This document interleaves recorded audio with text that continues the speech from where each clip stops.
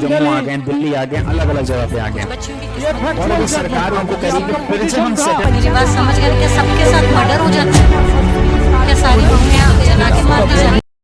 Hello students, welcome to Pahuja law academy. और आज हम डिस्कस करने वाले हैं डॉक्ट्रिन ऑफ रिलेशन बैक के बारे में। अब डॉक्ट्रिन ऑफ रिलेशन बैक के बारे में आज हम इसलिए डिस्कस कर रहे हैं क्योंकि अभी कल ही 5 जनवरी 2025 में एक लेटेस्ट जजमेंट आई सुप्रीम कोर्ट ऑफ इंडिया की। जजमेंट का नाम है श्री महेश वर्सेस संग्राम 2025। अब इस जजमेंट का जो कोर इशू था वो ये था कि क्या अडॉप्टिव चाइल्ड, अब इस केस का पहले मैं फैक्ट्स बता देता हूँ ताकि आपको कोर इशू समझ में आ जाए। कोर इशू पे मैं बाद में आऊँगा। इसमें फैक्ट्स ये थे कि एक फीमेल ने, जो कि विडो थी, एक बच्चे को अडॉप्ट किया था। अब उसमें कंटेंशन, एक कोर इशू ये आया कि क्या जो बच्चा है उसके को पार्टनरी राइट्स अडॉप्टिव फादर की प्रॉपर्टी में कब से अराइज होंगे, या वो उसके डेट ऑफ अडॉप्शन से होंगे या फिर वो from the date of the death of his adoptive father से होंगे। मतलब अगर मैं एक चीज समझा देता हूँ, मुझे लग रहा है काफी लोगों को ये चीज एकदम से समझ में नहीं आएगी। एक फॉर एग्जांपल जेड को यहाँ अडॉप्ट किया था। अब जेड को यहाँ अडॉप्ट किया ए ने, ये एक फीमेल है, विडो है ये। तो यहाँ पे ये कोर इशू अराइज हुआ, क्या इस जेड के जो को पार्टनरी राइट्स होंगे इनकी प्रॉपर्टी में, क्या वो इनके हस्बैंड की डेथ से होंगे, मान लीजिए एच ए के हस्बैंड, क्या वो एच की डेथ से होंगे या फिर from the date of adoption से होंगे, क्योंकि ये पहले ही इनकी डेथ हो चुकी थी बिफोर द अडॉप्शन। जेड को अडॉप्ट करने से पहले ही एच की डेथ हो चुकी थी।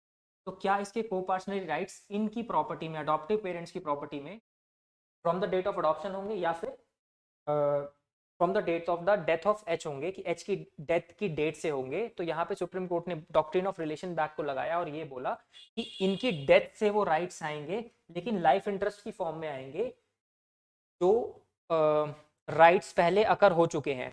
इनकी अडॉप्शन से पहले, जेड की अडॉप्शन से पहले जो राइट्स अकर हो चुके हैं, ये उन राइट्स को डाइवेस्ट नहीं कर सकते। अगर इनकी अडॉप्शन से पहले किसी को कोई प्रॉपर्टी में एब्सोल्यूट इंटरेस्ट मिल चुका था तो ये उस इंसान को डाइवेस्ट नहीं कर सकते उस इंटरेस्ट से।